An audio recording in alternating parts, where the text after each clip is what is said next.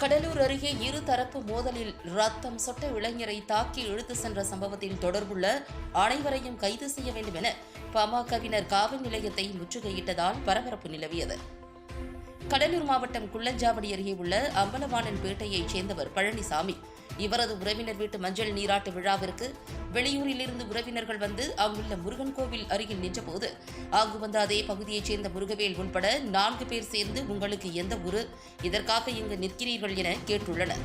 அப்போது அங்கு வந்த பழனிசாமி மகன் லட்சுமிகாந்தன், ராஜமூர்த்தி, ராபர்ட் ஆகியோர் முருகவேல் உள்ளிட்டோரை தட்டி கேட்டபோது அவர்களுக்குள் வாக்குவாதம் ஏற்பட்டது. இதில் இரு தரப்பினரும் தங்களது ஆதரவாளர்களுடன் ஒருவரையொருவர் திட்டி தாக்கிக் கொண்டனர். இதில் காயமடைந்த லட்சுமிகாந்தன் மற்றும் முருகவேல், இவரது தாய் குப்பாயி ஆகியோர் கடலூர் அரசு மருத்துவமனையில் சிகிச்சை பெற்றனர்.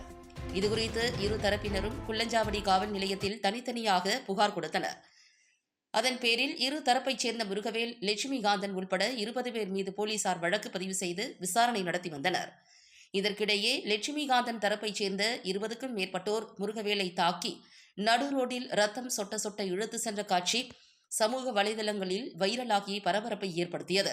அதன் அடிப்படையில் குள்ளஞ்சாவடி போலீசார் இரு தரப்பைச் சேர்ந்த லட்சுமிகாந்தன், ராபர்ட், ராஜமூர்த்தி மற்றும் முருகவேல் ஆகியோரை கைது செய்துள்ளனர். இந்நிலையில் இந்த தாக்குதல் சம்பவத்தில் தொடர்புடைய அனைவரையும் கைது செய்ய வேண்டும் என பாட்டாளி மக்கள் கட்சி சார்பில் குள்ளஞ்சாவடி காவல் நிலையத்தை முற்றுகையிட உள்ளதாக தகவல் வெளியான நிலையில் காவல் நிலையம் அருகே கண்ணீர் புகை குண்டுகள் வீசும் வஜ்ரா வாகனங்களுடன் போலீசார் குவிக்கப்பட்டுள்ளனர். இதனால் அப்பகுதியில் பதட்டமான சூழல் நிலவியது. தொடர்ந்து காவல் நிலையத்தை முற்றுகையிட்ட பாமகவினர் உடனடியாக நடவடிக்கை எடுக்க வேண்டும் என வலியுறுத்தி சாலை மறியலில் ஈடுபட்டனர். தொடர்ந்து மாவட்ட காவல் கண்காணிப்பாளர் ஜெயக்குமார் போராட்டக்காரர்களிடம் பேச்சுவார்த்தை நடத்தி உரிய நடவடிக்கை மேற்கொள்ளப்படும் என கூறியதை அடுத்து அனைவரும் கலைந்து சென்றனர்.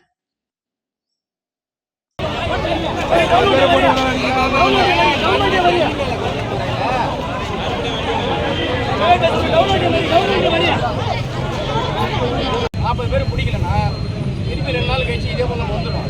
அப்போ வந்து போலீஸில் போய் மனு கொடுக்குறது, போலீஸ் போய் கேட்கறதா கிடையாது. எல்லா ஊர்லேருந்து பழையாச்சி போகிற சத்தினி போகிற அங்கே வந்துடணும். அந்த கட்சி இருந்தாலும் சரி தான், அவங்க சொல்லிடணும். மொத்தமாக வந்து 10,000 பேர் இங்கே முன்னஞ்சாவில் 4 ரோட்டில் வந்து உட்காந்து முடிக்கிறேன்னு சொல்லியிருக்காங்க.